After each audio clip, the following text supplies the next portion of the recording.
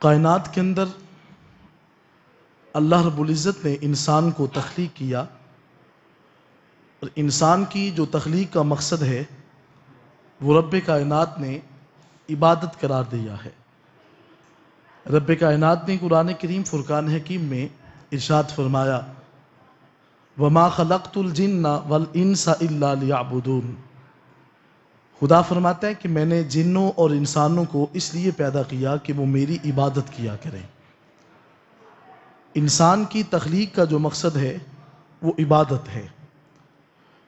انسان کو بنانے کا جو مقصد تھا وہ اس سے حصول عبادت تھا۔ اب ہر انسان عبادت کے اندر مگن تو ہوتا ہے، لیکن بعض اوقات اس طرح بھی ہوتا ہے کہ اس عبادت کے اندر اخلاص نظر نہیں آتا۔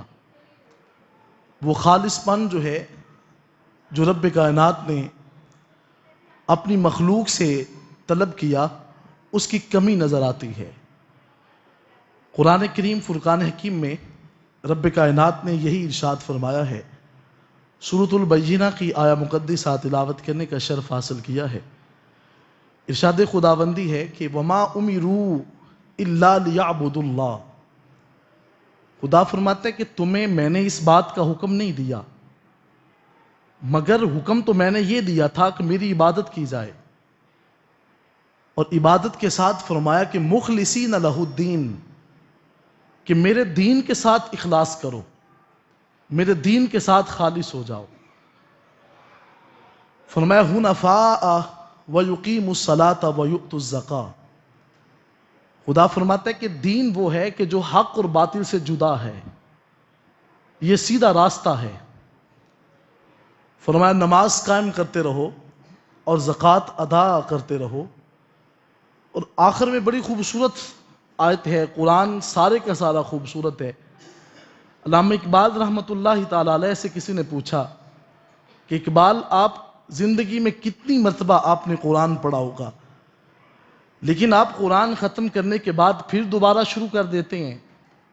تو آپ نے فرمایا کہ اصل میں بات یہ ہے کہ میں جب دوبارہ قرآن شروع کرتا ہوں تو قرآن کا لطف پہلے سے زیادہ ہو جاتا ہے۔ تو قرآن کریم کا لطف اپنا ہے، اس کا ذوق اور شوق اپنا ہے، اور یہ وہ سمندر ہے کہ جس کے اندر جتنا غوطہ لگائیں گے اتنے ہی انسان معرفت کے موتی حاصل کرے گا۔ میرے حضور قبلہ عالم نے خوب لکھا ہے، آپ فرماتے ہیں کنارے تے نہیں ملدے کسے نو موتی عرفانی۔ ایک انسان قرآن بند کر کے اپنے گھر میں رکھ کے تو کہے کہ مجھے بھی معرفت کے موتی مل جائیں، کہاں سے ملیں گے؟ آپ فرماتے ہیں کنارے پہ کھڑے ہونے سے موتی نہیں ملیں گے، کنارے تے نہیں ملدے کسے نو موتی عرفانی۔ آپ فرماتے ہیں سمندر وچ لگا گوتا ایک کم یعقوب بارہ ہے۔ معرفت کے موتی حاصل کرنے ہیں تو اس محبت کے سمندر کے اندر غوطہ زن ہونا پڑے گا۔ تو میں بات کر رہا تھا کہ آخری تین لفظ بڑے خوبصورت ہیں۔ فرمایا ذالک دین القیمہ۔ لوگوں یاد رکھو، کبھی کبھی آپ نے غور کیا ہوگا کہ جب ہم اشیاء خریدنے جاتے ہیں تو وہاں پہ ہم پوچھتے ہیں کہ اس کی گارنٹی کتنی ہے۔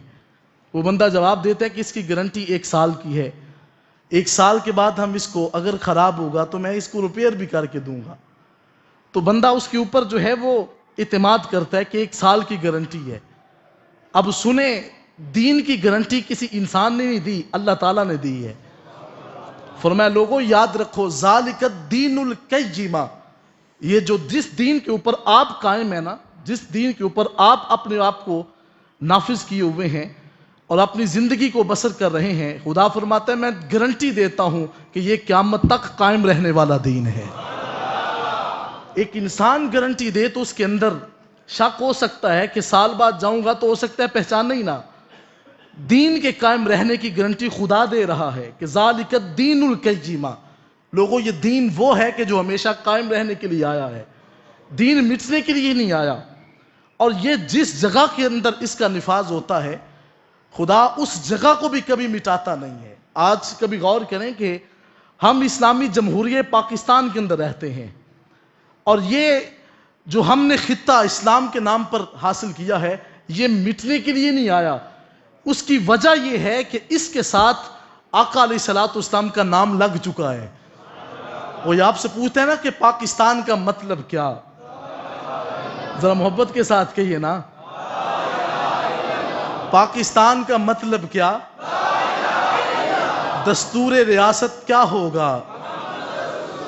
یہ دین قائم رہنے کے لیے آیا ہے، یہ مٹنے کے لیے نہیں آیا۔ تو ذات ذی وقار میں بات کر رہا تھا، ذالک دین القیمہ، یہ قائم رہنے والا دین ہے۔ آج بہت سے اعمال ایسے ہیں کہ جن کے اندر فقط وقتی طور پہ انسان دکھاوا کرتا ہے، بعد میں وہ انسان اپنے آپ کو بھول جاتا ہے کہ میں کیا تھا۔ کبھی غور کیا کریں، بہت سے لوگ وہ آپ کے سامنے موجود ہوتے ہیں کہ جو دین کے حوالے سے بھی دو نمبری کرتے ہیں، ریاکاری اور تصنع کرتے ہیں، بناوٹ کرتے ہیں۔ میرے حضور قبلہ عالم تاجدار ہیبت پوری علیہ رحمہ فرماتے ہیں کہ اے انسان اپنی زندگی کا عامل بن جا، کوئی تجھ سے یہ نہ پوچھے کہ کیا تم مسلمان لگتا ہے، فرمایا نہیں، دور سے دیکھ کر بندہ پہچان جائے، وہ سامنے آنے والا بندہ دیکھو تو صحیح محمد عربی کا غلام آ رہا ہے۔ یہ کیسا مسلمان ہے کہ جس کو ہم پوچھتے پھریں کہ کیا تم مسلمان ہے؟ آقا علیہ الصلوۃ والسلام کی محبت رکھنے والے انسان سے یہ نہیں پوچھا جاتا کہ کیا تم مسلمان ہے، اس کی وضاقت، اس کا بناؤ، اس کا اٹھنا بیٹھنا آقا علیہ الصلوۃ والسلام کی سنت کے عین مطابق ہوتا ہے۔ حضرت ذی وقار تو میں بات کر رہا تھا کہ حکم یہ دیا گیا کہ اپنے دین میں مخلص ہو جائیں، اپنی عبادات کے اندر اخلاص پیدا کریں۔ میں آپ کے سامنے نماز پڑھوں گا تو اپنے گھر کے اندر میرے معمولات اور نہیں ہونے چاہیے، بلکہ جیسا میں آپ سے پیش آتا ہوں گھر کے اندر میرے معمولات بھی ایسے ہی ہونے چاہیے۔ میرا آقا علیہ الصلوۃ والسلام کا فرمان ہے کہ تم میں سے بہترین شخص وہ ہے جو اپنے گھر والوں کے لیے بہتر ہے، اور میرا آقا فرماتے ہیں صحابہ میں تم میں سے سب سے زیادہ اپنے گھر والوں سے پیار کرتا ہوں۔ تو آقا علیہ الصلوۃ والسلام اپنے گھر والوں سے محبت اور ان سے پیش آتے ہیں، تو فرمایا دین کے اندر اخلاص پیدا کریں۔ میرا آقا علیہ الصلوۃ والسلام کا فرمان علی شان ہے، حضور سرور کونین علیہ الصلوۃ والسلام کی بڑی مشہور حدیث مبارکہ ہے۔ میرا آقا علیہ الصلوۃ والسلام نے فرمایا کہ انما الاعمال بالنیات، اعمال جو ہیں ان کا دار و مدار جو ہے وہ انسان کی نیت کے اوپر ہوتا ہے۔ اور میرا آقا علیہ الصلوۃ والسلام نے فرمایا کہ مومن انسان جو ہے اس کی نیت اس کے عمل سے بہتر ہوتی ہے۔ میں یہاں پہ آپ سے کہوں کہ نماز پڑھنے کی نیت کر لیں، اور اگر آپ نماز پڑھیں گی بھی نہیں نا، وقت ابھی آیا ہی نہیں، اور نماز پڑھنے سے قبل خدا نہ کرے کہ آپ کی روح کف سے انسری سے پرواز کر جائے، تو آپ کو اللہ نماز پڑھنے کا اجر عطا فرما دے گا۔ یہ دین کے ساتھ اخلاص ہے، مخلص پن اس کو کہا جاتا ہے کہ اپنے دین کے ساتھ جو ہے وہ اخلاص پیدا کریں۔ بنی اسرائیل کے اندر ایک شخص تھا، اس نے ریت کا بہت بڑا ٹیلا دیکھا کہ اتنا اونچا ٹیلا ریت کا ہے۔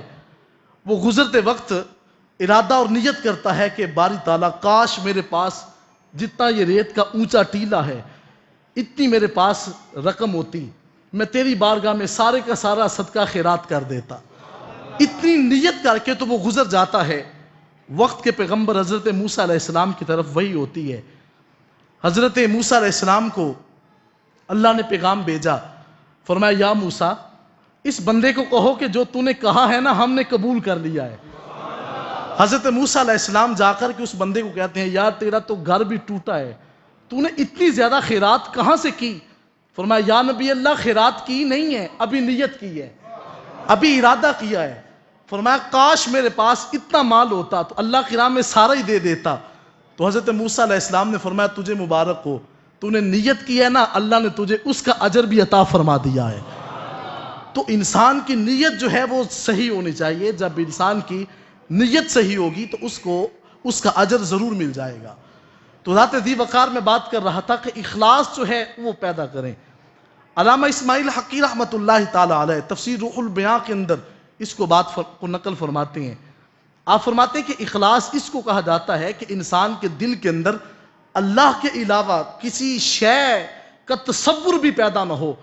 وہ نماز کے اندر کھڑا ہے تو وہ سوچے کہ مجھے بندہ نہیں دیکھ رہا، اللہ دیکھ رہا ہے۔ یہ کیفیت اپنے اندر پیدا کریں گے تو آپ کو اجر ملے گا۔ میں اکثر یہ بات کیا کرتا ہوں کہ میں اگر خطاب کرنے کے بعد آپ سے پوچھتا پھروں کہ میری تقریر کیسی تھی تو آپ مجھ سے واہ واہ کہنا شروع کر دیں تو میں نے اللہ سے پھر اجر کیا لینا ہے؟ مجھے آپ سے واہ واہ تو مل گئی، تو ذات ذی وقار مجھے آپ کی واہ واہ کی طلب نہیں ہے، میں تو فقط اتنا طلبگار ہوں کہ میرا مالک کہے کہ جو میرے بندے نے کہا تھا صحیح کہا تھا۔ تو ذات ذی وقار جو انسان اللہ سے اس بات کی امید رکھتا ہے کہ میں نے اللہ سے صلہ اور اجر لینا ہے، اس کا مقام اس کی بارگاہ میں بڑا اونچا ہوتا ہے۔ آقا علیہ الصلوۃ والسلام نے ارشاد فرمایا اپنی عبادت کے اندر کبھی دکھاوا پیدا نہ کریں۔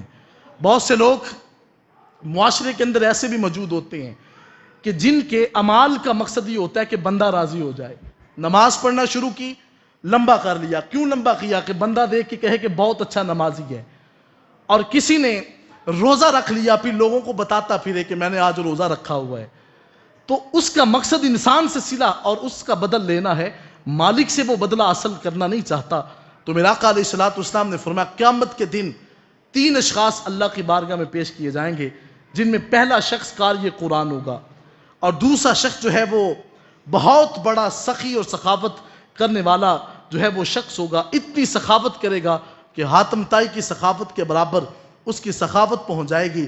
لیکن بات یہ ہے کہ اس کے اعمال کے اندر ریاکاری ہوگی، دکھاوا ہوگا۔ اس کی بارگاہ میں 1 درہم بھی خرچ کرے گا تو مقصد یہ ہوگا کہ بندے مجھے کہیں کہ بہت بڑا سخی ہے۔ میرا آقا علیہ الصلوۃ والسلام نے فرمایا کہ دائیں ہاتھ سے دیتے ہو نا تو اس ہاتھ کو خبر ہی نہ ہو کہ اس کی راہ میں دیا کیا ہے۔